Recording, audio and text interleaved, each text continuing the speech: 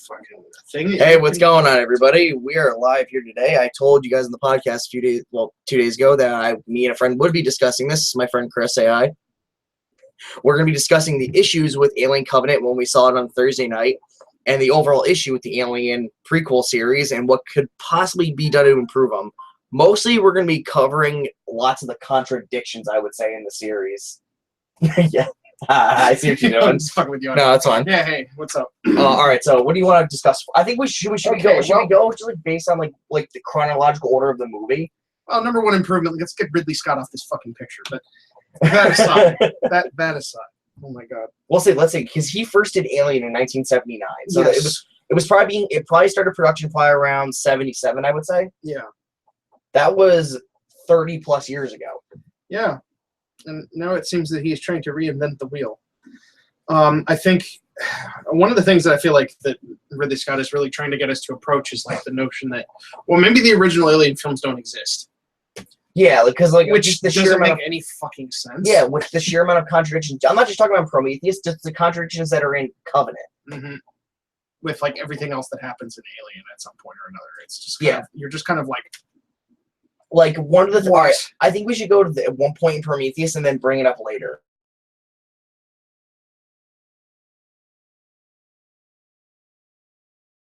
All right, it came out in 2012. 2012, so 5 years ago. So it came out 5 years ago. Now, as it ends, it shows Deacon, what would be considered to be the first technically like xenomorph-ish type species to show up, unless you're counting the what's his name there.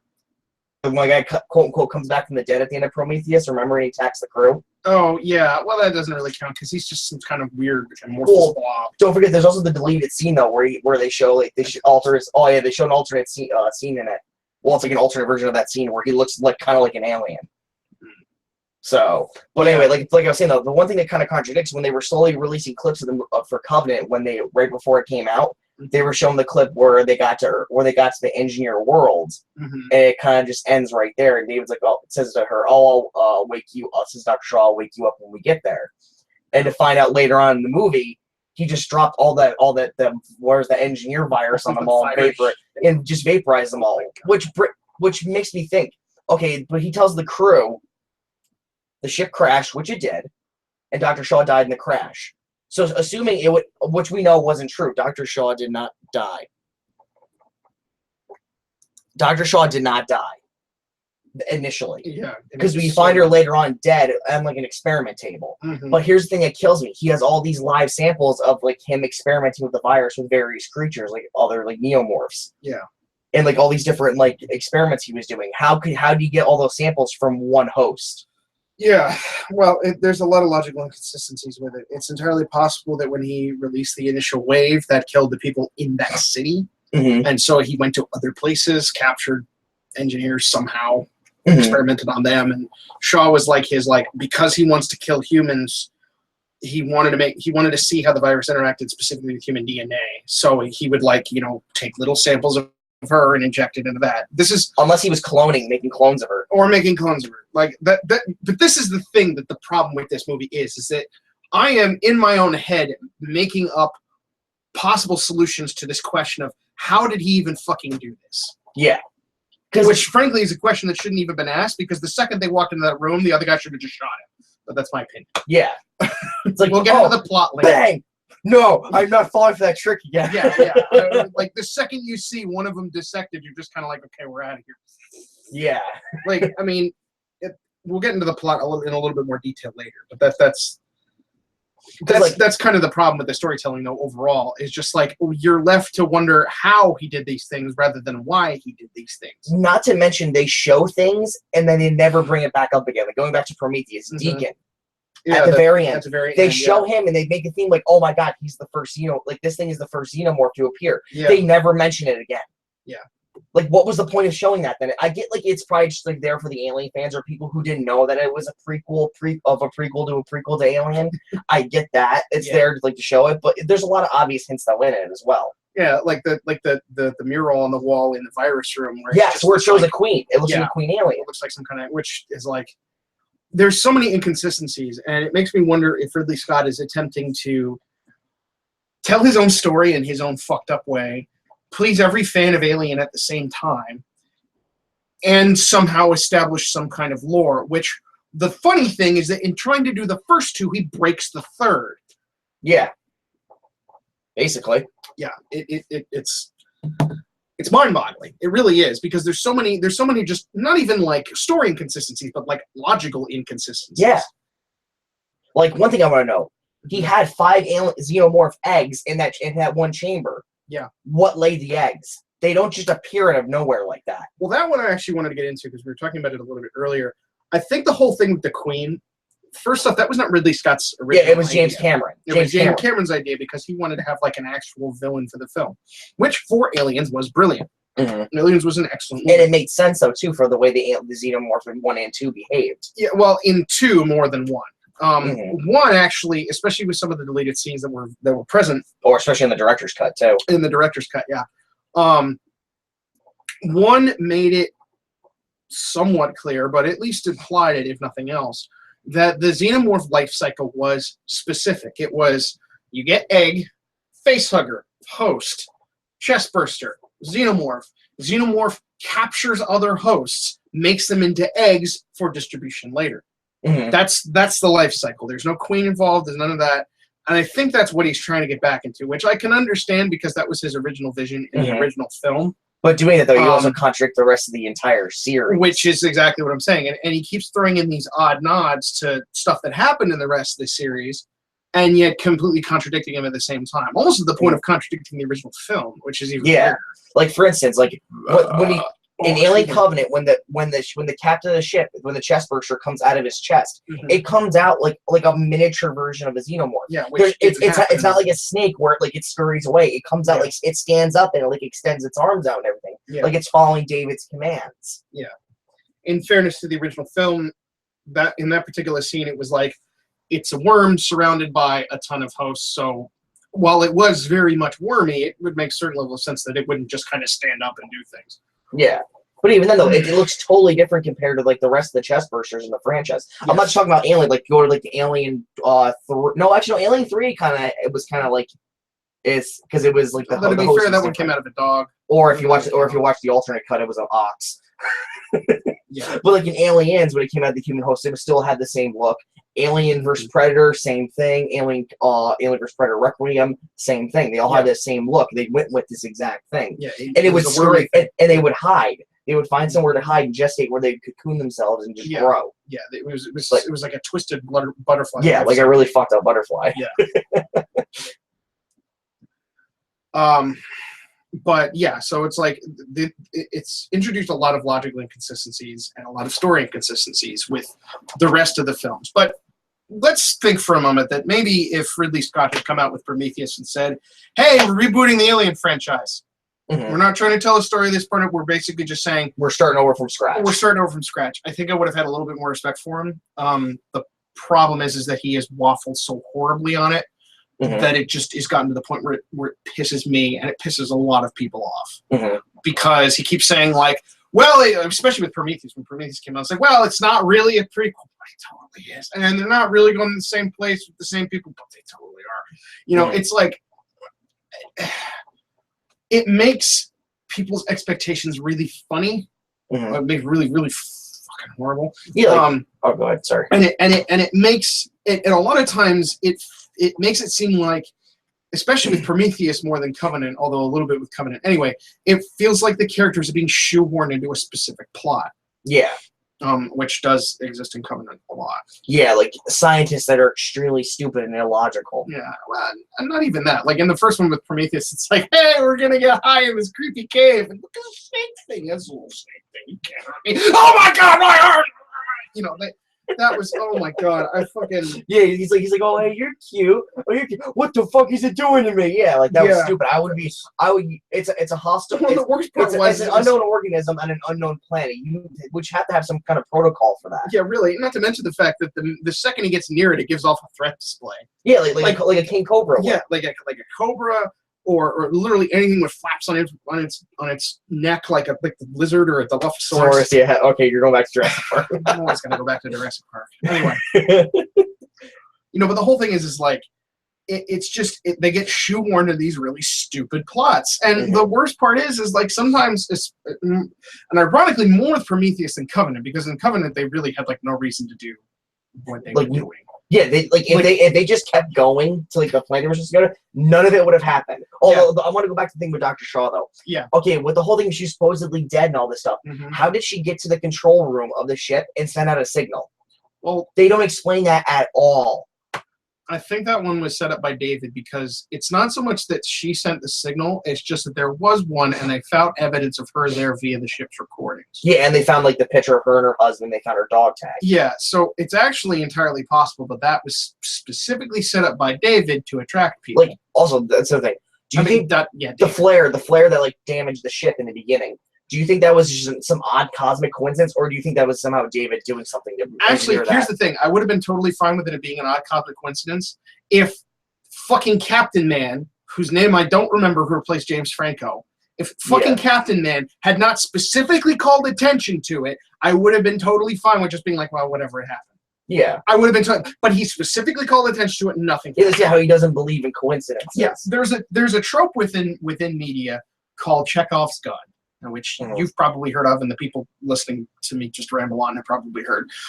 Chekhov's gun is where it's essentially also the law of conservation of detail, where if you set something up in the first act, you need a payoff in the third act. Yeah. And there's actually a fair amount of things that have some level of payoff, and there were things that actually could have had more levels of payoff now that I think about them. But the thing is that's one of those things that has zero payoff at any point in the story. And that really pisses me off. Yeah, they don't.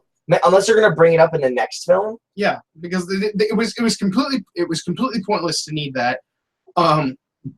He's trying to and first off, it's like a lot of the promotional material carried a lot of the character weight, which wasn't present in the film. Like honestly, going into that, I didn't know it was James Franco dying in that pod. Yeah, I didn't know because you couldn't really see until you pointed it out. Yeah, like that it was his character. Yeah, when his wife has like the picture of him, like she goes like the video on like their tablet. Yeah. Like other than that, you wouldn't like even if you looked at his face, you wouldn't have known right away. You know, and it's not even like, oh, this is the posthumous character where it's like this person's dead at the beginning, but then like his involvement actually shows in the real. It's not even that. Yeah, like what was the point of showing him? So okay, like, the captain died, my husband's dead. Let's keep going. And by the same token, they should have had that scene in where you get to know the characters instead of the scene that they got, which was the one with David and Guy Pearce, who hilariously is in a young old man makeup now. Yeah. That took 5 fucking years for it to be relevant from Prometheus. Thank Christ. Yes, the younger old version of Peter Whalen. Yeah, or whatever the fuck his name is. Mr. Whalen, we'll call him. Mr. Whalen. Although, to be fair, like, remember looking like Alien versus Predator? Who was the guy that played Bishop in Aliens? It was Lance Henderson. Yeah, Lance Henderson. And he played Bishop. He played Mr. Whalen, though, in Alien versus Predator. But then it's like, oh, hey, let's pick Guy Pearce to play his ancestor. The thing with that... his descendant. Yeah, his descendant. Because, like, the thing with that is he's the original Mr. Whalen, and there's Mr. Whalen of Whalen-Yutani. Yeah. Because, like, we're not really going to talk about Alien, but that kind of, like, fucks even more with the timeline. Yeah, I do want to go over that, but let's keep going with the initial stuff. Yeah, I think again, if they had approached this as like a, hey, we're going to reboot is a dirty word, but we're going to attempt to retell the story, restructure the story of Alien. And actually, it goes a lot towards one of the other things I hate about Ridley Scott right now, where he keeps trying to push his creationist agenda. Oh my god, this man. Because, like I said, in the original film. I didn't say this before, but in the original film, it's kind of implied that this is just some creature that comes from some death planet, which, given the brutality of the alien, it makes a lot of sense that it comes from a death world. Yeah, and even that, though, like they can make it seem like, okay, like this is like a nothing like creature on this planet. Like it's basically just like fauna. Yeah, imagine for a bigger predator. Exactly. Imagine a bigger predator that can handle this thing. Like Jesus Christ. Which in the Alien versus Predator extended universe, they did kind of handle a little bit. Like on its home world, it was like a prey species. Yeah, or maybe not a prey species, but like I mean, it was in competition with other animals. The thing is a classic parasite, but yeah, you know, just something that like it's ironic in that trying to establish something where it's like this isn't a natural creature, this was an engineered creature. He's tempting to use a really convoluted explanation for something there well, if they went to the Death World planet and found where this thing comes from, and they got to make this whole other death flora food chain, like, holy shit, that would have been interesting. Yeah, that I actually would have wanted to see, not this like genetic engineering bullshit that they give us. Yeah, well, it's like, and it's one of those things where it's like at the beginning of the film, Mr. Whalen tells David that he rejects the notion that humanity evolved by chance. Like it was specific things that was NGO. It was certain events were set in motion by another force that created that led to us. I can understand I don't agree with it, but I can understand the notion of feeling that, somebody who is capable of creating a great painting or building another intelligence. Like, why would this intelligence be considered random? Yeah, like David being an example of that. Yeah, and I can understand the notion of like, okay, well, maybe evolution didn't quite play out the way that we have evidence for as we understand it. Maybe it was a little different. But a lot of times it comes off as like really stupidly blatant. And it's funny because very many times because of that, characters that believe specifically in some kind of deity, like not James Franco, which is what I'm going to call him, and Dr. Shaw, actually end up on the wrong side of the whole conflict, whether they live or not. Yeah. Which is really funny. It just completely sets everything at odd, and I think to a certain extent it means that bringing David into this, who was David basically mentored by a psycho to be a psycho. Yeah, he was basically just following orders. Like, if you find shit, experiment. You know what? Yeah, I say that he was following orders, but I think after a while his directives kind of changed. Especially when he talks about Mr. Whalen, which I think was kind of nice. But basically, he went from like, okay, I'm going to experiment with this stuff to, oh, Daddy didn't love me, therefore I'm going to wipe out humanity. Which is ironic because Charlize Theron's motives in Prometheus were basically, Daddy didn't love me, so I'm going to fuck everything up that he wants to do. Yeah. Which honestly, including interesting character. Including trying to interfere with David's work. Yeah. Which was very poorly by that matter. No shit. It's like, oh, hey, I'm going to threaten you. That's it. Yeah. But so we get to Covenant, and I think this is about time where we kind of want to start talking about plot. Yeah. One thing I want to go over. What was the point of introducing the two neomorphs if you're just going to have two other xenomorphs separate in the movie? I think the thing with the neomorph was to establish the fact that the virus was its own entity, separate from the xenomorphs that David had created. But you can tell like it was stuff that he specifically engineered to make happen. Well, I don't mean like the neomorphs itself, but like he did something to make it like in those pods, so it was like a spore. Or maybe it's because a virus will not do that automatically on its own. I think that because the thing is like we don't really know what the black goo is. Yeah. Well, we know it's a bioweapon that was created by the engineers. It's some kind of bioweapon, and the problem with it is like its portrayal is somewhat inconsistent from what we've seen. I'm willing to believe that the stuff that we saw in Prometheus is the same stuff that we saw in Alien Covenant. I almost said Atheon. I don't know why. Too much Destiny. That's why. Actually, that would be really Atheon Covenant, where it's just the Vex. But anyway, I'm willing to believe that the black goo that we saw there was the same as the one in Alien Covenant, and that the reason it seemed way more virulent is because he gave it initially an aerial distribution.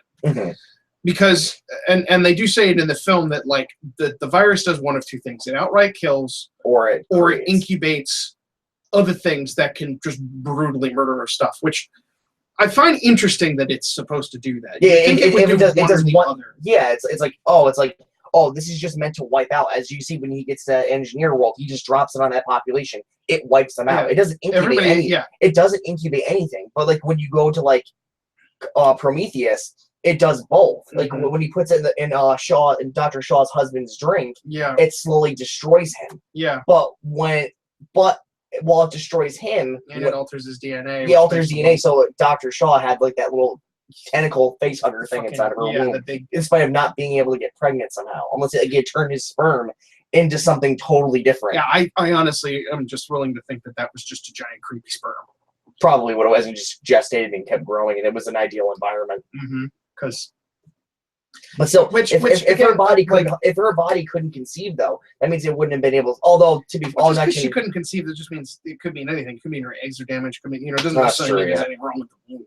That's true. Yeah. Which actually is one of the things that I find is interesting just about this. Like, one of the interesting themes that the films always display is like this weird perversion of like birth and sex and other stuff, which like, I mean, the alien was originally conceived as like the personification of rape. Yeah, it was. It was like, because if you look at like I think Giger said it himself. Yeah, that's what it was. And if you look at the painting, like his paintings and like his drawings, it's clearly that. It's like this creepy like meddling of like rape and like machines and like organic beings. Which actually I appreciated in one of the final scenes of the film. Yeah, so when they show the art, when they show his artwork even. Yeah. Well, yeah, the artwork and the scene in the shower where it's like, oh, hey, getting back to the thematic roots at least, if nothing else. Yeah. Which I thought she could have gotten away at least from that one. Even if like I get she was probably shocked that he killed her husband. But like that Xenomorph gave her plenty of time to escape. To be honest, I have a feeling that like I don't. And another thing is that you don't see a lot with films now is like you don't get the sense that the space is real. You don't really get a sense of like, hey, there's a very well defined entrance and exit to this space. It's just they just kind of exist. And I'm willing to bet that the alien was honestly standing in the way of the door. It could, yeah. So that's probably why she couldn't go anywhere. But that's just speculation at this point. Another thing I want to go over too is I get why they showed the stuff with the engineers. They want to explain that yes, they were here and all this stuff. But why set up all this stuff with them and not go into further explanation of them? I find them a bit in Prometheus and Covenant. I found them a bit more interesting. Covenant I could forgive. Yeah, but like why introduce them and show all the stuff about like their society and stuff, and then go nothing else in depth with them? Like why just abandon it like that? Like to me, they were more interesting than the plot itself. Yeah, in a lot of ways, because and again, it goes back to Prometheus. It's like these people supposedly created humanity. Yeah. So why do we they're know us, but they're more advanced? Why do we know? Why do we know zippy zap about him, dude? And for a race like that's so advanced, like even when they show the city in Covenant, it's like very low tech. Yeah, well, the city in Covenant, I'm willing to believe it's like maybe not their whole world, maybe it's like some kind of. Although it's weird because David said it did have a space dock. But because he parked a spaceship in it and then released the virus and then somehow it crashed. I don't know how. That really wasn't explained at all. That doesn't make any fucking sense. I mean, see, what I think is like I said earlier, it felt like there was 30 minutes of film cut from that. Like it felt like there was like a good hour of film cut from that for like batshit purposes. Yeah, but it cut out the not important stuff then. You know, it cut out. I mean, like, there's trimming the fat, and then there's, like, cutting out shit that, hey, maybe we need to know for this fucking film to work. Yeah. It's like, here's a steak. Oh, I'm going to cut off, like this nice, like, piece of fat that would help, like, seal in the flavor. You know what I mean? It's like... Or something. I mean, shit. Like, here, we can cut this part of Frank. Like, we can cut this part of just mentioning James Franco is in this at all. Like, you know, really. Like, oh, it's the main character's husband. Like, that's all we could have done. He was the captain of the ship. Well, it's not even that. Like, I mean, the scene that they released in the promos, and it's one of those things where it's like, I'm not. Oh like, yeah, I think new media is kind of cool, and I like because I play Destiny a lot, and I don't mind going to a different website to read the lore in the game. That's another argument for another time. But I'm not really a believer in like having a story on a medium and then having to address parts of it that are critical to the main story of the main medium that you are trying to use elsewhere, if that makes sense. Like, I'm cool with supplemental stuff, and like certain things work really well. Like a fucking, I guess, Dark Souls, but I never played Dark Souls. Yeah, something like okay, Mass Effect is a perfect example. And I'm not talking about like the codex, but like you play the main story, you go through, you get the whole narrative of the game, and then you have the bridge novels where it kind of tells you like how certain characters got to be where they are within the context of the game. So but it's like it's not important for the story. It's not important for the story that you are trying to tell. I'm fine with that. I am not cool with releasing a promo of the fucking crew, like the crew that got woken up in hypersleep in this thing, not the colonists, but the actual crew.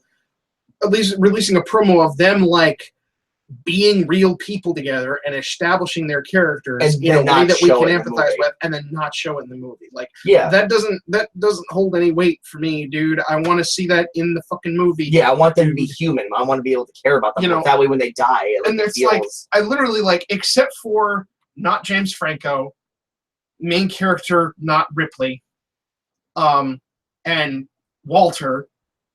I actually liked Walter. I basically didn't know who anybody was at any given time. Yeah, you didn't. It wasn't. I mean, it wasn't until like maybe the halfway part when people started to fucking die that I had a sense of who these people were. Like there was Tennessee, who was the pilot, you know, cowboy guy. We're going guns blazing because you know we take risks, man. Even though we got 1,000 people on this ship, I don't give. Yeah, no, it was more than that. It was like 2,000 plus like the 20,000 or so embryos. No, not the point.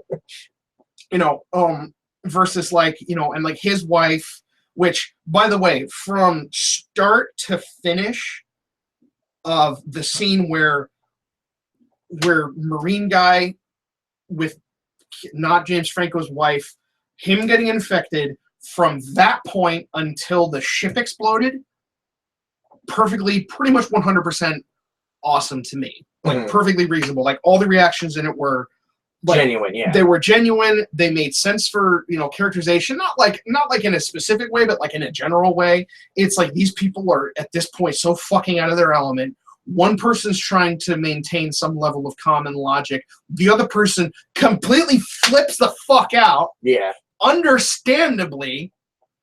And then shit just goes downhill from there. Like, which was understandable. That could happen. Yeah. So like, I'm gonna go through the scene kind of from start to finish. So they're out and they're trying to find this the space ship because Shaw's on it. They're out trying to find the spaceship, and along the way, not James Franco's wife, I guess the botanist. I don't think she was a botanist. I think she was just an engineer. No, because like she had like a specific like taking samples thing for stopping. Oh no, that wasn't her. That was Tennessee's wife, I think. No, Tennessee's wife is the one that stayed with the crab. Okay, but it wasn't not no, it Ripley, was it wasn't not Ripley, who was James Franco's wife. I'm talking about not James Franco's wife. See, this is why we can't fucking tell the party. Like, I don't even know their names. Yeah, I don't even know their names. We could probably look it up. I know anyway, Tennessee, and that's about it. Yeah, okay, but anyway, so they said his name and Walter too. Yeah, they said his name like 60 times. Yeah, so anyway, so they're getting like water samples. She's like getting some kind of ecology sample, and fucking her Marine guard stops to smoke a cigarette and steps on a spore that's filled with the virus. The virus goes into his ear, and he just starts getting all transmorgified into this thing. Okay, so he starts feeling really sick. They start going back to the drop ship. He is like so fucked up by the time they're within 100 meters of this thing. He's throwing up blood. Coughing up blood. He's getting real pale. He's like, just his insides churning, even though you can't really see it because you know what's going on. You could see in his face though, like he was in agony. That was he acted that out. He acted out pretty well. That was really good. This for me is probably the best part of the fucking movie. He's just in complete, like, even though it was bookended by like one of the worst things in the film and one of the also not great things in the film, it was probably the best part of the film for me. It's like he's just in complete agony. They go into this ship, like he's starting to bleed from all of his pores, and Tennessee's wife, who is the pilot driving him down there, does the smart thing. No, not James Franco's wife is trying to be logical and like, hey, we need to get him in quarantine. Yeah. Don't worry about this blood right now. We can take care of it. And Tennessee's wife does that. She locks him in. Yeah, no, she starts locking him in. And they're starting to get like stuff. And suddenly the guy's spine basically snaps. Yeah. And like she gets sprayed with blood and she's just like, what the fuck? She freaks the fuck out, which when you get sprayed with blood because you see what you're pretty sure is your friend's spine snapping, like that is a completely realistic expectation for me. Like I'm totally. And plus, it seemed like that. It came off like she was afraid of blood to begin with. Like what's that called? It's hemophilia. Yeah, it's hemophobia. Yeah, she was hemophobic, so she did the reasonable thing and like fucking flipped out and just ran out of the room. Yeah, she just ran out of the room. Like not James Franco's wife. I really got to come up with a better name for her. Ecology woman.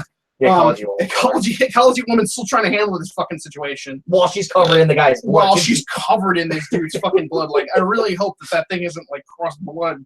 I don't think it did. Obviously, she didn't. Well, we don't know. Yeah, we're not gonna know for obvious reasons. So it's like, so she's covered in it, and then like,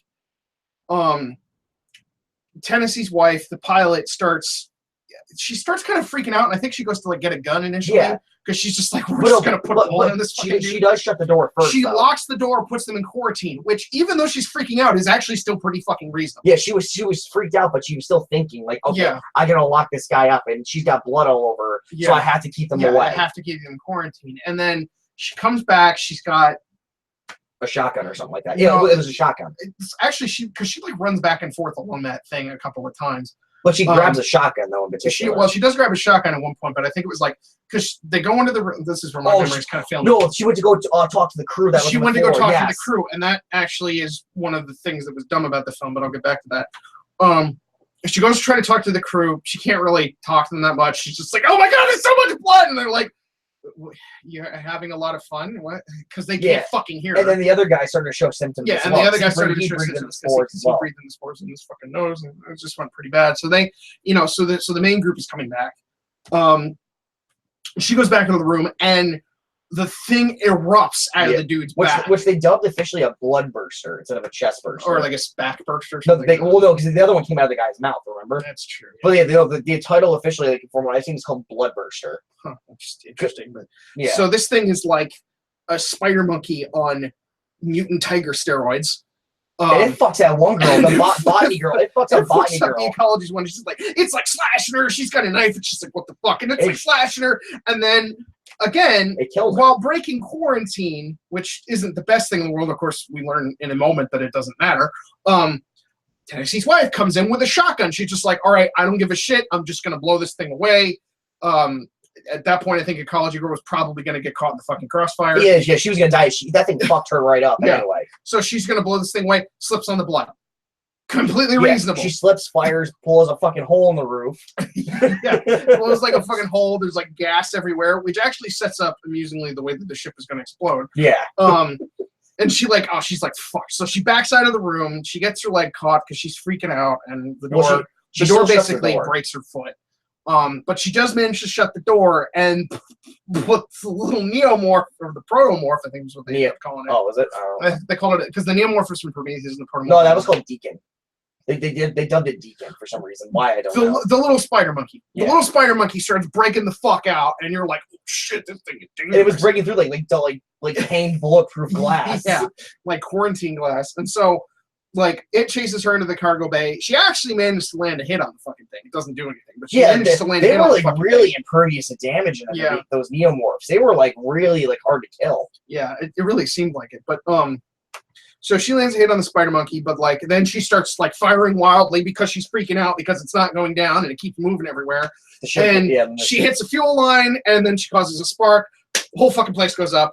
You see her running out, and you see her running out, covered in fire, which is really fucking. And the crazy, but the one thing I liked that they did was like, right when it blew up, you saw the little spider monkey get out. Yeah, but because like it happened so quick, like they turned away from the explosion, you didn't see it run away. Yeah, and that was you could see it if you were paying attention. Yeah, but it wasn't obvious, which I thought was nice. And that was when Ginger, fucking Marine Man, like, his one came out of his mouth. Yeah, and it immediately attacked everyone else. Which I love how Walter like fucking just dove in to save the day. Even though he lost his hand.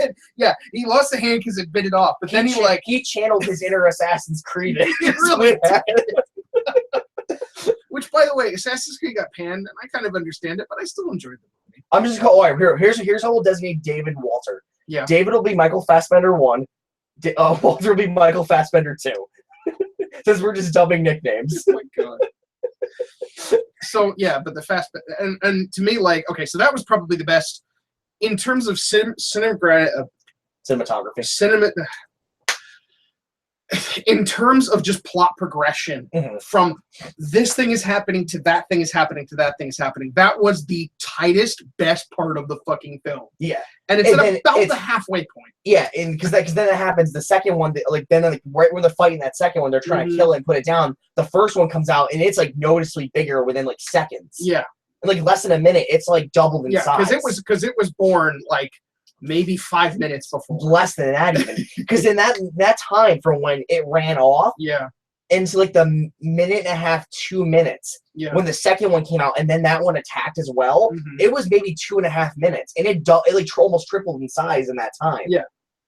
So like that, did they kill that one, or did they kill the smaller one? I think they killed the smaller. The second one jumped in and Walter grabbed it. Well, Fassbender 2 grabbed it. It bit its hand off. Yeah. And then they started shooting at it. They hit it like 50 fucking times. And it still ran off. Yeah.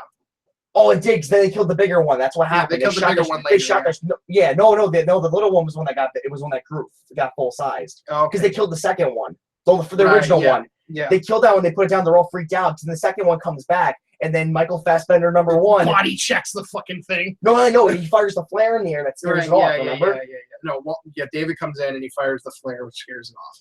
And then once you, and that's where you see where the movie starts to go downhill. Because once you see him there and you know it's him, you know exactly what's going to happen from now on in the movie. Yeah, pretty much. It gets entirely predictable. Yeah, and the really funny part is like things people notice and realizing that he's not trustworthy. It's like he's Michael Fassbender bot. He's I don't want to say Bender, but he's Fassbender bot #1, and we have Fassbender bot #2, and when they start they have different hairstyles. The second he sees people, he cuts his hairstyle to match the other bot. That to me would have been a tip-off. Which to me was a tip-off that this guy is maybe not trustworthy because he's going to try to take the place of one of them. Yeah, because my first initial thought before that though was, oh, okay, he's around people. Maybe he's going to try to make himself look more presentable and nicer. Yeah. Then immediately after I thought, I'm like, no, he's up to something. Yeah, because you wouldn't do that. I can understand making himself presentable, but like he cut his hair the exact same way, and not even trying to be distinctive. Yeah, like, and I'll get into more things about Evil Benderbot. Evil Benderbot. There we go. All right, it's like when Evil Benderbot starts talking to Good Benderbot, and he starts teaching him stuff, and he starts learning more about his later generation model. Mm-hmm. It was okay. He's like me. He's just as intelligent, but he lacks free will. Mm-hmm. He's conscious, but he doesn't have the will that I do, and the you know what I mean? Yeah. And that's what he figured. I think that's like when he starts plotting more into his head, like, I can use this to my advantage. Yeah. And I think that one of the intriguing things about the film, and somebody pointed this out, I was like, well, I knew it was David the entire time when we didn't see him explicitly die. And when he looks at the knife, especially. No, but the thing is like, here's my thing, though. Because I think that Evil Benderbot is actually aware of the audience. Oh, like breaking the fourth wall. Maybe not breaking it specifically, but I think he's aware of the audience's reactions, and I'll explain why. So he's fighting Good Benderbot. Good Benderbot's on top of him with a rock and is basically just gonna beat him. Yeah, and then he says something to him, like quoting the Bible. Yeah. And like so it was like Cain and Abel or something like that. Yeah. And then that's when you see him look at the knife, because he's like, oh, there's a knife. He's got one hand missing. I still have two hands. Yeah. Well, no, not even that. Like, because he's aware of the physical differences that the crew would notice, and that's what the whole hand thing. He cuts his own hand off. Well, you don't really see him do it on screen. He's aware of the audience because in a fight against Good Benderbot, if he picks up the knife because it was his right hand and he's facing him, and he were to slash Good Benderbot while they were still grappling, the thing is that this was off screen. Logically, the audience would think that the first attack that he would give would be on this side. And what happens when you see him come out? He's got a scar right here. Yeah. Which means that Evil Benderbot scarred his own face because he knows the audience would think that if he were defending himself with a knife, Good Benderbot would have a scar there. Yeah. That was like, whoa, what the fuck? Like, when I realized that, like, oh my god. Yeah. And like, Evil Benderbot is Deadpool. And even with, like, the hand, too, like, he got, like, the exact details, like, the bite mark. Like, he spent, like, a good minute. Mm-hmm. And meanwhile, while that was going on, the Xenomorph was charging after the crew. Yeah. Which I'm surprised it didn't at least stop to look. Yeah. Like, what was going, like, it's aware that they're dead. Like, they're not sentient. They're not, like organic life. Mm-hmm. But it should have been aware. And it's like, oh, hey, wait, that's my father. I should, like, maybe try to protect him. Yeah, I don't know. I don't know if the Xenomorphs necessarily recognize kinship. Well, I don't know. It did kind of with David when the first chest burster showed up, though. Yeah, but the thing about that, though, is, like, I don't know. Like, because he's not actually alive, I don't know that they... Maybe not necessarily that I recognize him, but that they don't immediately attack him. That's the thing, though, too. But look at the Neomorph, though. Like, when it kills not Botany Girl, the other chick there with the scar, remember, she's healing her arm?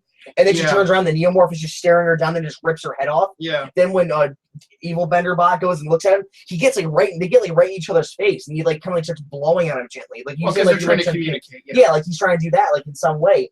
and it's responding to him, but it's not acting aggressive. Mm-hmm. And even when fucking non-James Franco was sitting there with the rifle, he's telling him to move out of the way, he goes, no, I got this. Which is hilarious because it went from the smartest decision to the dumbest decision in a span of 5 minutes. Yeah. Well, that maybe the second dumbest decision. But even then, though, but even then, like, he gets angry at not James Franco for killing it. He goes, I was communicating with it. But, like, in that way, he kind of felt like you just shot my child. Yeah, I can get behind that to a certain extent. Because in a way, he's as far as this movie leads you to believe, he is the father of the xenomorph species, which we'll go over why there's timeline contradictions in that. Yes. But yeah, like, and that's actually one of the scenes that I wanted to bring up. It's like we go from one of the smartest decisions, which is to just completely ignore what Evil Benderbot is saying and shoot the alien, to one of the dumbest decisions, which was to completely and implicitly trust what Evil Benderbot is saying is true. Like, oh my god. Yeah, like when he leads him down. He leads him into this, like, fucking creepy H.R. Giger zoology rape room. It was a tiny, like slightly lower than normal roof level concrete room with 5 eggs that were connected. No, not even that. The room before that. Before they go into the egg cave. Yeah, before they go into the egg cave. He goes into the specimen room. And he explicitly says that when he released the virus, he started experimenting like on it to make it better. Like, at that point, you're just kind of like, you're dead. Yeah, that's what I would have done too if I was him. Like you just like going into the first room, not even the egg room. He was curious in the same way Baby Groot was curious about the bomb. Yeah, really. Oh my god. Like, oh, here's the button. I'm gonna wait, no, maybe I shouldn't push it and see what happens. By the way, Guardians of the Galaxy 2, excellent film, even after a second viewing. Yeah. Oh, yeah. There are certain films that you just don't like watching twice. Kurt Russell's the Thing. He was the Thing the whole time. Oh, that was great. Oh, but anyway, let's go back to Alien Covenant.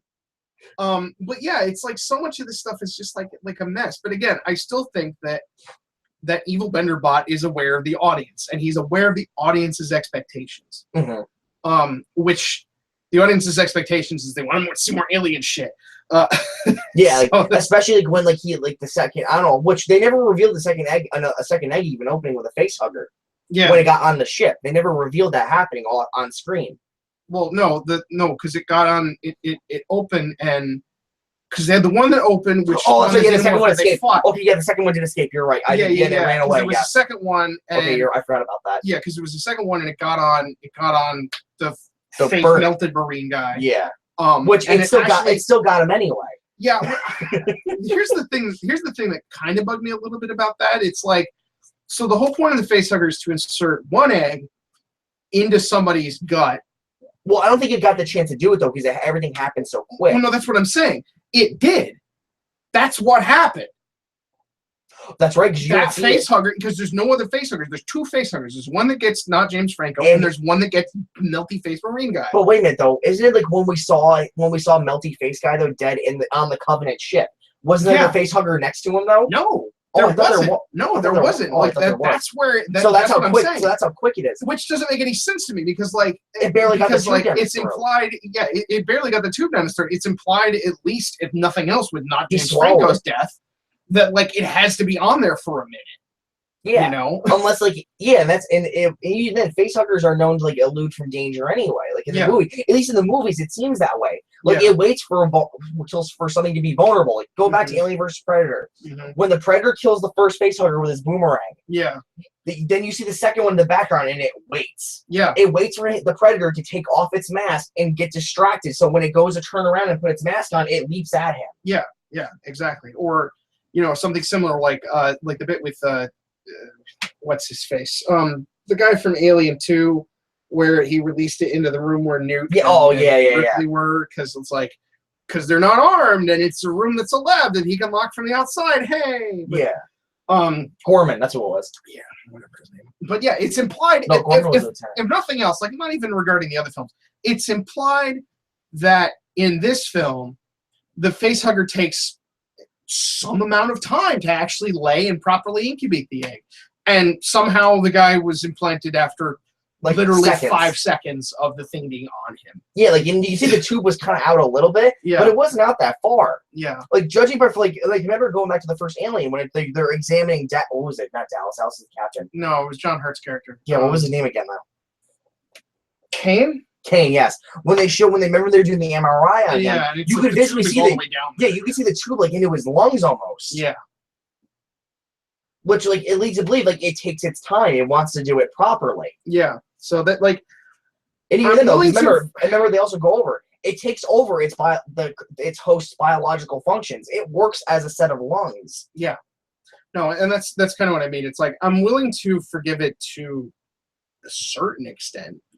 But like that facehugger thing was just a little bit too fast with Melty Face Marine. Yeah. It really was. Especially when he goes to cut it. Like you figure at that point it would have just panicked and ran.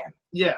At that point. Like although and even then like if you go like into like the lore, like let's go into extended like the actual canon extended universe, which is the abomination that is aliens, colonial marines. They mention in it once a facehugger is attached to somebody, you cannot take it off. Yeah. Otherwise it'll kill the host. Yeah. And there's no way to actually remove the alien without killing the host. Yeah, which is why we were kind of surprised that he was okay but we realized as an audience that the speed at which it was removed means that he was not, in any real danger. Unless it got it out of the tube and he panicked and swallowed the embryo, which would have been noticeable. Well, that's the thing. Yeah, he probably would have said like, "Oh, hey, I swallowed something." Like it put something in my mouth, like something like that. Yeah, really. I swallowed something. Yeah, but even that, there's no guarantee that it would properly incubate. Yeah, that's the point of the. At that point, it would just be like stuck in like his throat. Yeah, or whatever.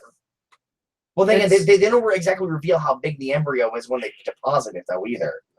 It's the problem is like it's just a little bit inconsistent, and it's one of many inconsistencies that this film has. Especially with the rest of like the lore, but even like it contradicts. Like, I'm not even talking about the lore at this point. I'm just talking about like within itself and Prometheus. Yeah. Well, and then like all right, go back to like through the Alien timeline. The first Alien movie Prometheus takes place like 30 or 40 years before Alien itself. Mm-hmm.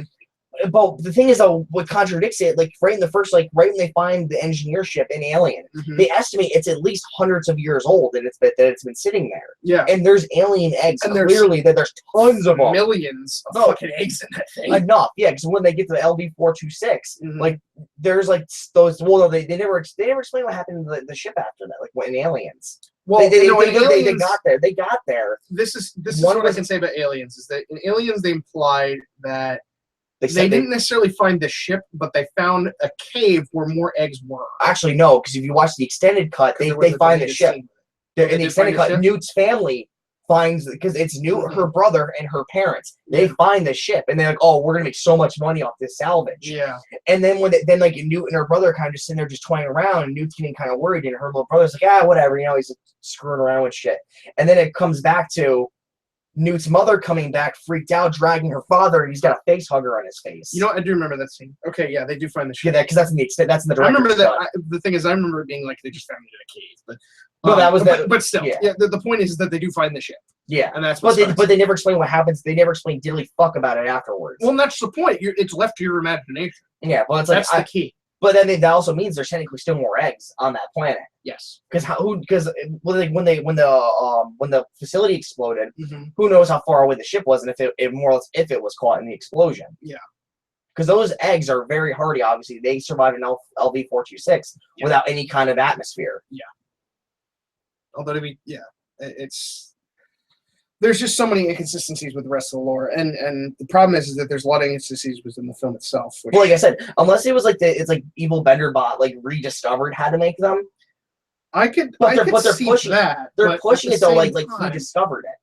Yeah, I could see where it's like he attempted to make the same thing, but even then, like the things that he got right were just like it's like little things. Yeah, he paid attention to the little details, not the big picture. Yeah, it's.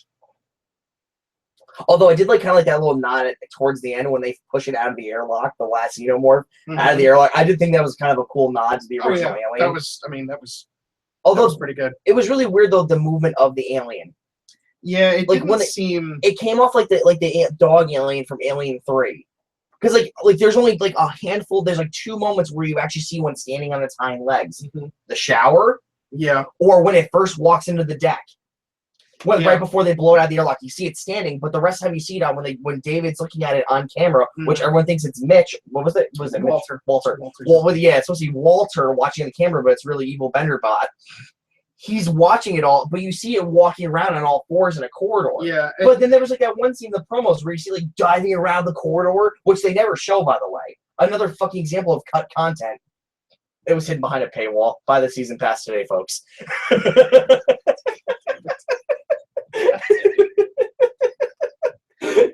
gonna cut content in movies now.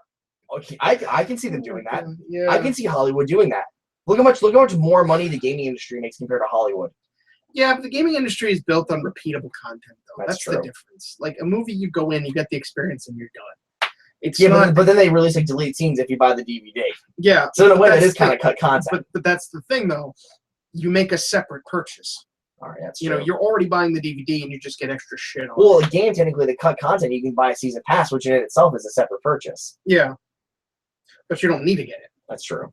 Whereas with the DVD to view it at home, you know, you don't pay like $20 to go to a game theater in the middle of town where you play the game for 2 hours and then you go home and then they're like, oh, I can't wait for this to come out in like 3 months so I can play it on my home system. Like it's it's not. That would be really shitty. The industry is just the industry is just so different, and I think that part of the reason that it feels like movies are just getting into this shitter now is because like between the years of like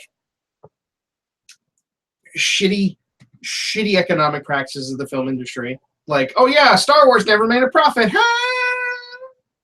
Yeah. And like, you know, people having Ultra HD Blu-ray supercomputer subwoofer 9.7 surround sound auto dialogue tune Kanye West style home theater systems, you know, in their own fucking home. I mean, admittedly, you got to pay a lot, but you can just watch the same fucking DVD over and over again. I mean, God knows how many probably Blu-ray things come with a demo that's just, you know, the Planet Earth series or whatever. Yeah. You know, because you can get that at home, people don't want to go to the theater anymore because they don't want to sit next to some fucker who's going to talk during the whole film. Ryan.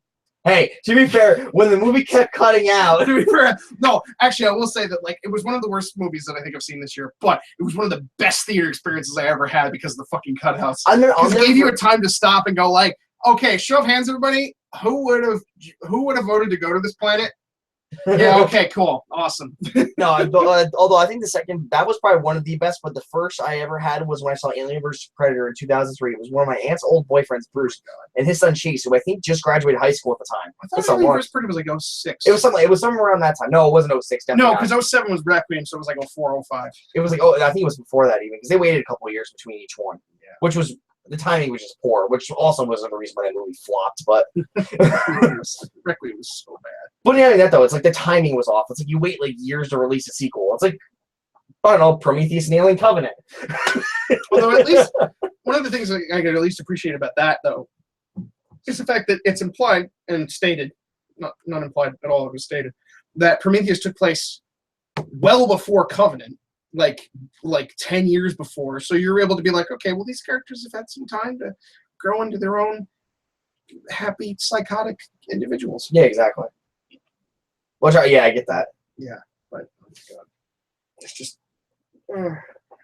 okay. Can we talk about how dumb it is that they were on the planet in the first place? Yeah, like it was so dumb. Like, okay, I get. James Franco was like, no, we gotta go there and investigate. This plan's projectively better than what we're going to. Here's okay. On the one hand, I kind of understand at least them going to the planet because, as dumb as it is, because it's off course and it means that, you know, that if they end up fucking it up, it's gonna, you know, take out of their life support systems. And yeah, like a couple weeks good, too. It wasn't several weeks. It wasn't like a 2-day shortcut. It took them a couple weeks to get there. Yeah.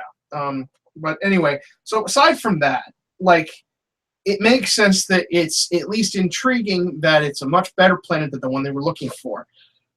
But it was like some kind of miracle planet that showed up when it really shouldn't have. Which was probably honestly, that could have been like engineered technology. And that's what I mean. And that's kind of the thing. Like, I wonder if like maybe that's what the solar flare was the engineered technology. Like they passed through some kind of barrier Oh, so now that they were inside the barrier, it pinged a sensor and it automatically sent out like that disbursement of energy. Yeah, or whatever. You know, they passed inside some kind of barrier, and oh, it is suddenly a planet here. Like, that's suspicious enough in and of itself, but I can understand at least going there.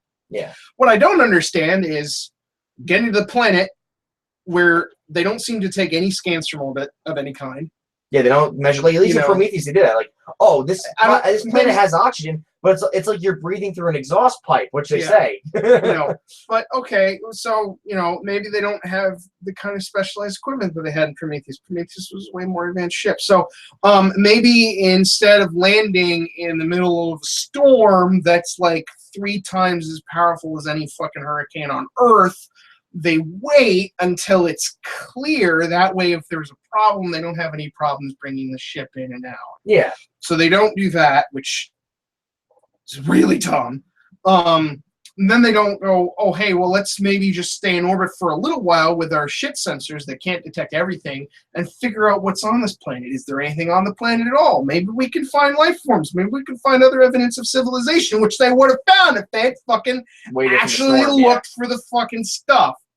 Because then they go down on the planet, and I pointed this out to Doug, and then they go down on the planet, and they just open the fucking airlocks, and like Sam Rockwell from Galaxy Quest, I wanted to shout out, "Don't open the door! Is there air? You don't know? Yeah. Oh my god! Like it could have been like, and it could have been like what it exactly was, where it could have been like, oh, there's these evil fucking spores that can get into your nervous system and create monsters. Like, you don't know, man. Yeah, that's why like, they even did that in Mass Effect, where they had a planet where you couldn't go outside, even in a fucking spacesuit. They couldn't go outside of the car for more than like a minute at a time because the heat was so extreme. No, not the heat. Oh no, it was because there were microbes that would clog your fucking biofilters, and so you had to go back into the car to scrub the biofilters so you could go out again.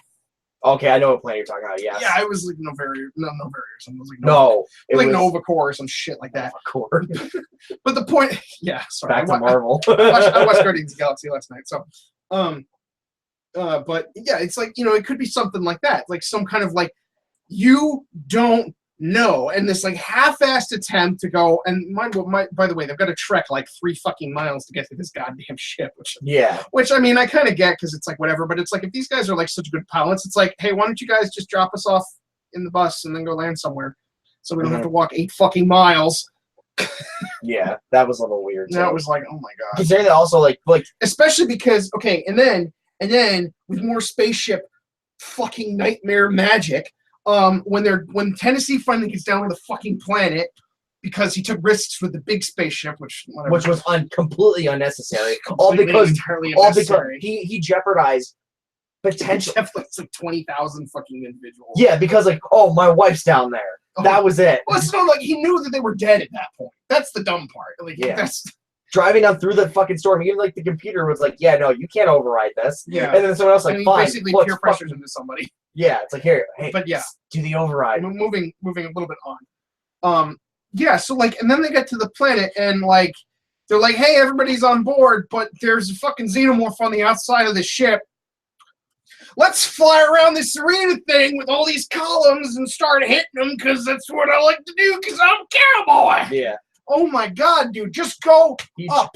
He channeled his inner Tropic Thunder. He really did. He really channeled his fucking inner me when I'm playing GTA and I'm in control of a Titan. Because when I'm in control of a Titan in GTA, there is no escape from the crazy, weird acrobatics that I will attempt and fail to do. You have not seen me. Like, I will just go and I'll be like flying the Titan and be like, hey, I know that guy down there. Hey, dude, what's up? Oh my god. Why? Why did you not just go straight up? He's like, oh man, the crane's gonna unbalance the thing. Like, not when you're going fucking straight up. It'll unbalance it when you're just going crazy left and right and sideways. It was they had it trapped in the crane already. Why didn't he just crush it immediately? I think that one, I'm willing to forgive that one because it looked like she was just going to press the button and then he just went crazy. Well, plus not like that though, she was going to originally just shoot it. That's what she was going to get it while it was stuck in the mount, the jaw of the crane, just go bang, bang, bang, but it fucking knocked the gun out of her hand. Yeah, which I mean, it's a fair plan, and then crushing it ended up being the better idea.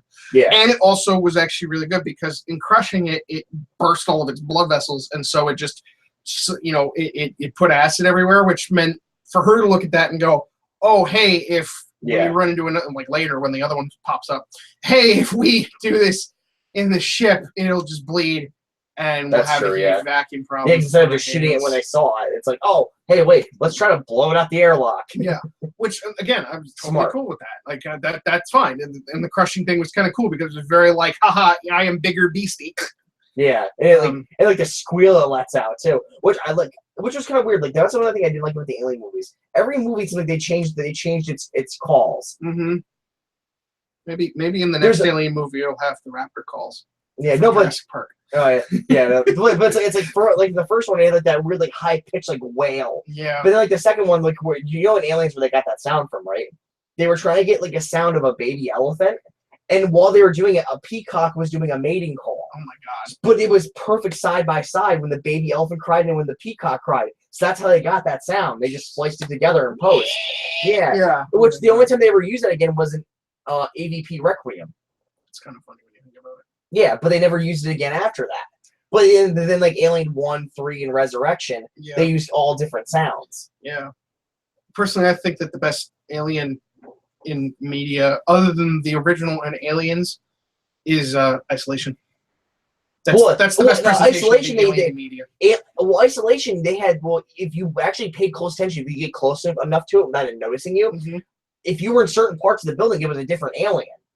In certain parts of the building, like if you look even at the end of the game, right when you're like trying to do shit out in space, when you're confronted with the different aliens, they all have the different looks from each movie. Yeah. Like you see, like the original one had that, like it had like the engraving of like a skull on its thing. Then you like the James Cameron one. Then you had like the Resurrection one. I'll admit, I actually didn't notice that. Oh yeah, no, you'll notice it. They all look different. I'll have to watch that end scene again. Which I'm surprised in that one they never revealed that there was a queen. Well, that one I think is because they were getting back to again the roots of the thing. It's like, well, you don't need a queen. Mm-hmm. These things have a life cycle. But it's like where did all the other eggs come from? Like more, which I don't think they even really went over where the alien came from. Yeah. Well, aliens. Well, I think that's kind of the point, though. It's like you don't know what kind of thing this is, or where it comes from, or why it's on this ship. It's just it's a terrifying creature. And you can't kill it. And you can't kill it. You either don't want to kill it because it'll just spray acid blood everywhere, or you can't find it, or it's just generally pretty fucking tough. Yeah.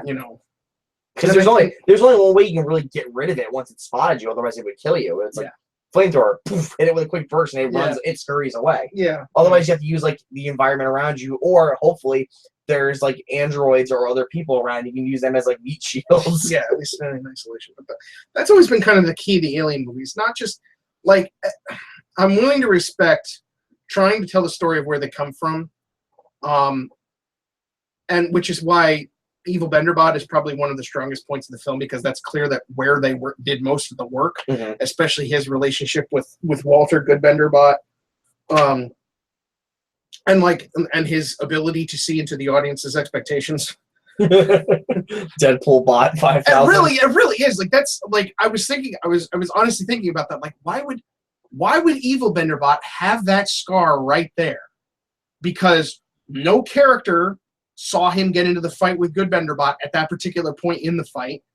It would have happened completely off screen. Like the only reason he would have a scar there would be that he scarred himself, because he clearly won that fight. Yeah. Was that he scarred himself because he knew that the audience would expect Good Benderbot to have a scar at that exact spot. Yeah. Or, somewhere on this side of his face. Like, that's terrifying. So you know what he could have done to change it, though, too? Just because obviously the rest of the crew is that distance, he could have brought Walter's body out and made it look like it was David's and, like, threw it down there to make it look, yeah, I killed him. Yeah. Like, you guys are safe now. To play it off even more. Yeah. I think it was stupid at the end of the movie. He kind of revealed himself that he was David. Yeah. Like, well, on the one hand, it's stupid, but on the other hand, it's kind of like, well, this is a sick motherfucker. Yeah. But I'm okay with that. He shouldn't have revealed it to not Ripley, though. Yeah. Because, like, I get, like, she caught him. Yeah. But, like, at that point, he could have just killed her. He could have done something to the pod so she never woke up again. To me, the implication is that he probably will, but he's going to use her alive body to experiment on, because that's what he does.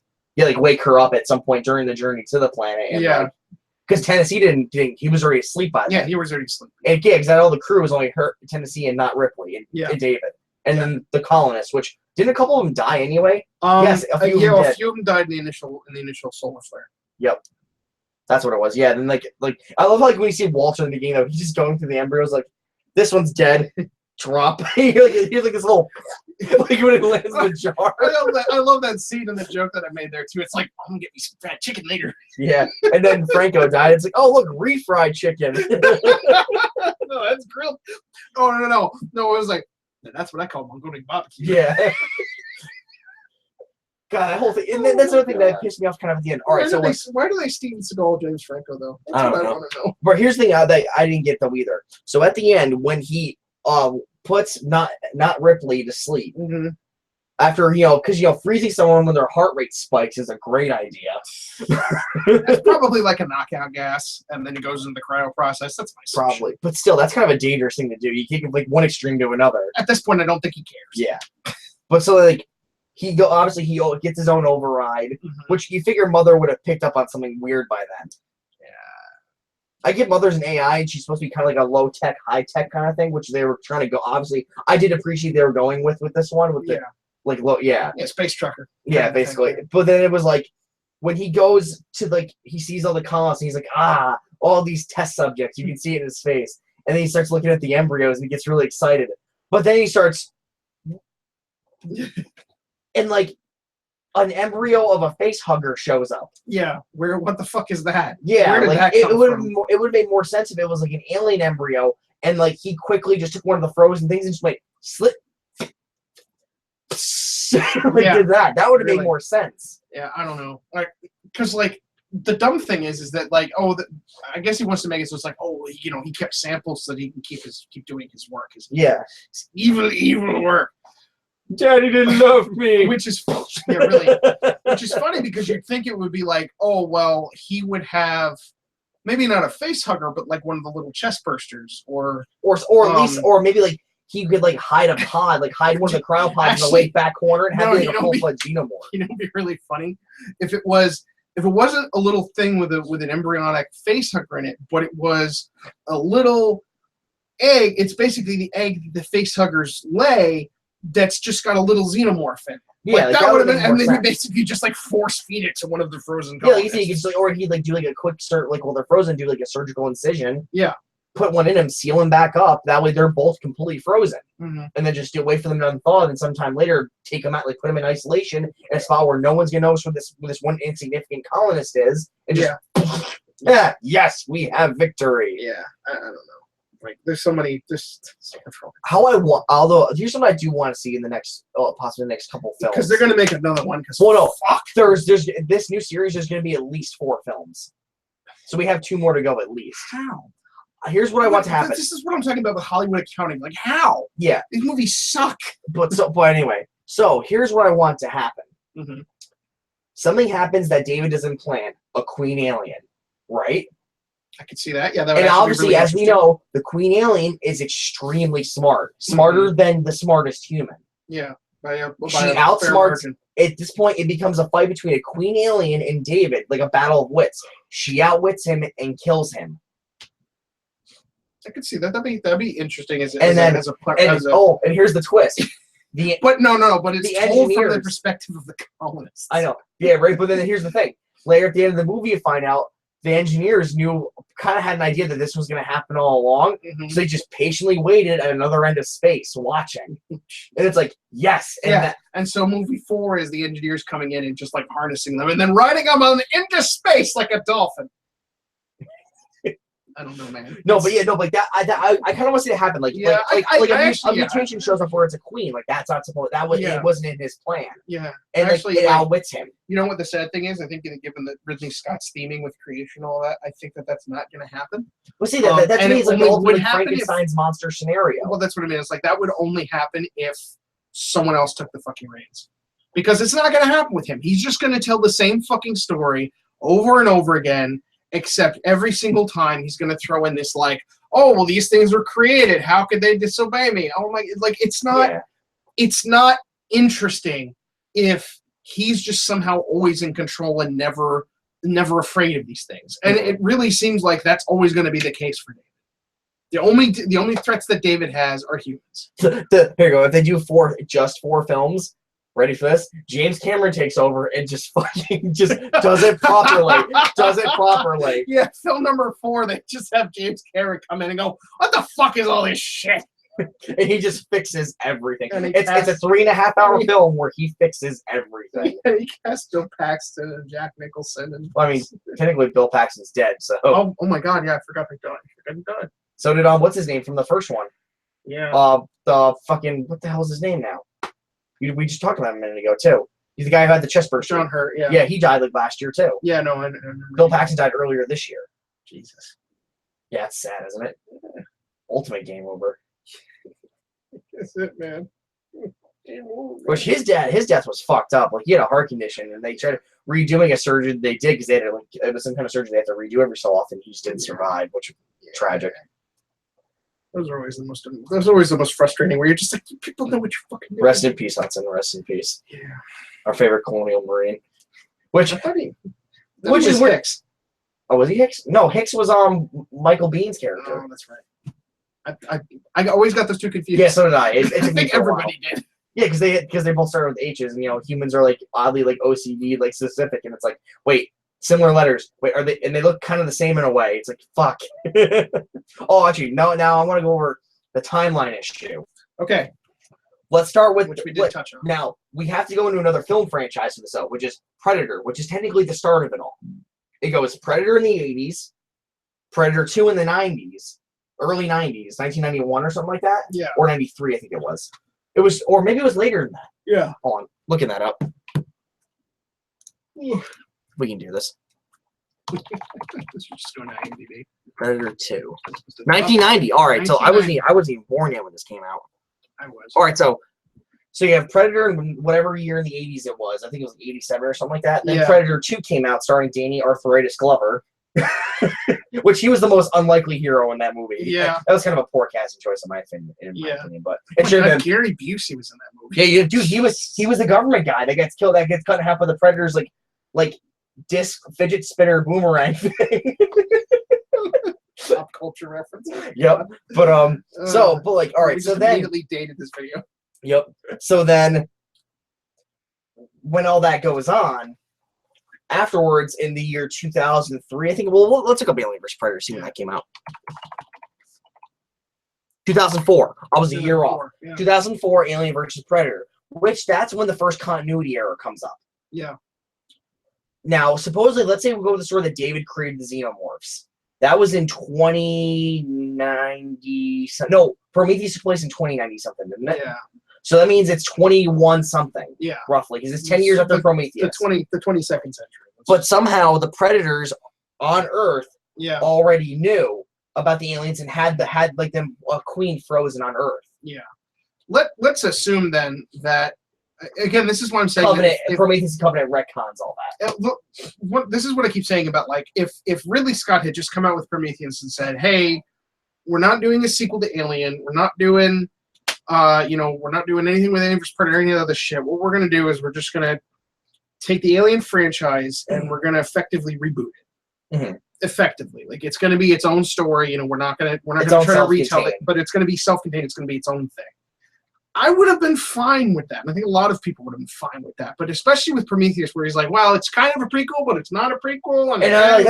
Fox has not officially come out and said, that Alien vs. Predator or Predator are no longer in the same timeline. Yeah. It's alluded that they're all in the same timeline. Uh-huh. Like, especially at the end of Alien vs. Predator Requiem, when they get the gun to Mrs. Yutani, the Predator plasma caster, which supposedly they reverse engineer to the technology we have in Alien, which is the Weyland-Yutani Corporation. Because Mr. Weyland died in Alien vs. Predator. So yeah, it's like, and even then though, like here's the thing that I was going to read when I was texting you earlier that didn't make any sense. Mm-hmm. You mean to tell me that at one point the engineers created us specifically so they could run tests on us, they did test up bioweapons and stuff on us? You mean to tell me that they didn't know that a race of rogue spacefaring hunters did not have any kind of interaction with us at some point? You figured they would have known that. At that point, our planet would have been a scientific asset. They would have kept a close eye on it. Mm-hmm. Which is why I'm starting to think that maybe it's its own self-contained thing. Because Fox needs to at least say I think that this. I think that we need to approach every subsequent film from that lens. Fox needs to address that, I think.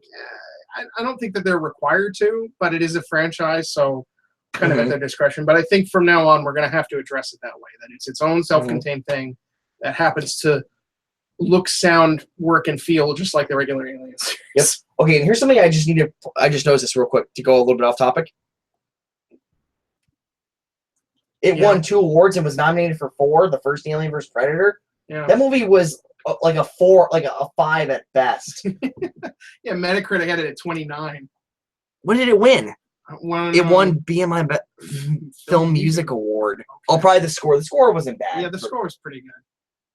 Oh, okay. It won. Okay, it won worst. It won. Awards. Okay, it won worst film. Yeah. It won best Italian performer working abroad. Oh, the guy at the end, the Italian guy at the that dies at the end. Okay, all right. Second worst place. Remaker sequel, biggest disappointment of the year. Okay. Nominated. So that explains. It's awards that aren't awards. Oh, it actually was nominated for a Razzie, worst remake or sequel. That's funny. See right there, sequel. That just confirms what I'm already saying. It's a sequel to Predator 2. Yeah. Well, wait, would Predators be a sequel to Alien vs. Predator Requiem? Predators, the plural? Yes, with Adrian Brody. Which, a movie that I liked. It was all right. It wasn't the first one. I found it fun. They try to go back to the roots. Yeah, which is fair. I guess if it's all the same, if it's all supposed to be the same thing, like, yeah, but it's different enough that it doesn't matter. Mm. You know, it's kind of the Rogue One of Predator and Alien, where it's like, it's just, let's tell the story that's connected, but very far away from all this other stuff. Yeah, all right, yeah, that makes sense, yeah. And like, although Rogue One eventually did connect with Star Wars, it's like, oh, here at the very end, here's the Death Star data, and here's to be fair, we knew it was always going to, but it was but we didn't know it was gonna take place right before A New Hope, like until the very end. I don't think anybody was expecting that. No, it's like okay, give this to Leia Organa. I was like, why would Princess Leia be there in a fucking space battle? You know, she's slumming it with those fucking rebels, calamari, man. Yeah, right. Fucking Mandalorians. No, wait, the Mandalorians weren't in that. I still blame the Mandalorians. Why? Just because they were always the target of like galactic propaganda. It was the Mandalorians. All right, so what was the other thing I wanted to go over with the continuity errors? Yeah, like the timeline stuff. Well, yeah, there was the regular timeline stuff, and but again, I think that a lot of that is washed away by again looking into the lens of this is doing its own thing. And I'm going just with the movies. I'm not going with the extended universe stuff that's technically not canon with the books, the comics. Yeah. Like, you know, stuff like that. I'm not going to count that stuff because that is like its own self-contained thing. And it was a lot like the original Star Wars expanded universe for like Disney was like, fuck you, that doesn't exist. Which again, I don't necessarily have a problem with. Which even like if you actually pay attention to like the Predator, Alien, AVP extended universe, it all follows like its own like set of rules too, like the original Star Wars extended universe did. It was like you can't contradict certain things in the story. Like, it all takes place in, like, either this time or after this specific thing, but it can't contradict the facts of this, and this. Mm-hmm. Yeah. So I'm not going to count that. Oh, God. Wait, hold on. I want to see what the Metacritic score for Alien AVP Requiem was. Well, it's probably worse, because Alien vs. Predator was, like, 20. 2007, so you were right. Yeah. It was 29. It was the same score. Wow. Wait. Well, it got some nominations. Second place, 0 wins and 4 nominations. Biggest disappointment, best fight by MTV. Okay, MTV. It's fucking MTV. It was prequel or sequel. Worst excuse of a horror movie for a Razzie. Which, by the way, I think that I'm gonna do a video about the Razzies and how like edgy they're just intentionally trying to be now for the sake of being edgy. This is one of the things I will say that I find interesting about Aliens vs. Predator versus Aliens vs. Predator Requiem. Is that they have the same Metacritic score, but I would say that the original is leaps and bounds better than Requiem. Yeah, because the second one is basically just a slasher film. It really is. It has like the typical slasher tropes. It takes place in a small town in the Midwest U.S. Yep.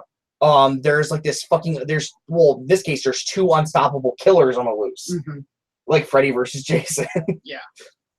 Well, although to be fair, there's more at stake in AVP Requiem, but yeah, like the military got involved in that one. And, yeah. It was the Coast Guard that got involved, and they just got wiped out. The Coast Guard, yeah.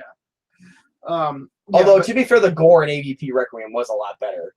Well, it was kind of gory for the sake of being gory. It had some cool shit though, like when the predator, when they're in that department store and the alien tackles the guy and it's like fucking him up, the predator just blows its head off, and the acid just pours in the guy's face. And you see his face just melting. Yeah. He drowns in his own fluid. Yeah.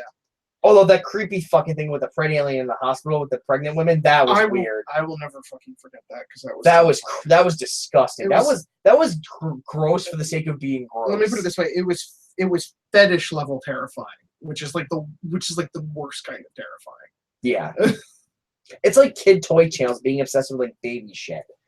Kinda, yeah. Honestly, it's like the most deprived, like non-porn thing you can watch. Yeah.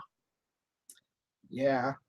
Then, like, what the hell? I think we're kind of just talking in circles now at this point. A little bit, yeah. We can just end this now. Then. Point. Yeah. All right, now I think what should we go over with to improve it? To improvement, get fucking Ridley Scott off this goddamn. I would say bring in either like at least get him off of being like the project lead. You know, but fuck. I would say a better writing team. Yeah. I would say like a writing team that are fans. Maybe not necessarily a writing team that are fans. Maybe somebody or at least know how to like write their not write themselves in a corner, then have shitty half-ass explanations that just leave more questions than answers. Yes. Yes. So fans, or at least logical fans. Somebody with some modicum of fucking logic. Yeah. Different director, obviously. Yeah.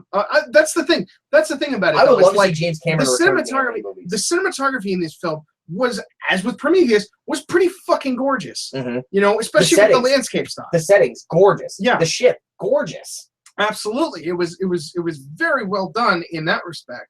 But like the story, there was just like nothing there, man. Another thing I noticed that was really consistent too.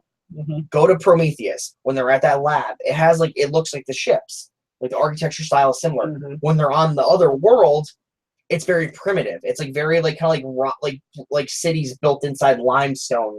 Mm-hmm. They don't follow. It kind of contradicted itself in that way. Yeah, it's like some kind of like naturalist colony or something. Yeah, it's actually that at least makes some level of sense because think of it this way: imagine a town that they built the spaceport on.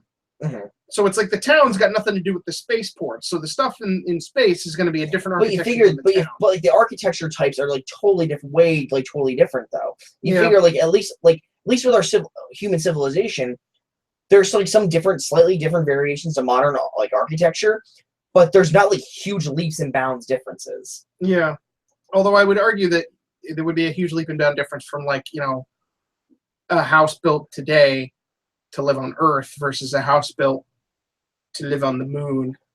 Well, which is what a spaceport often becomes because they have to be modular to a certain extent.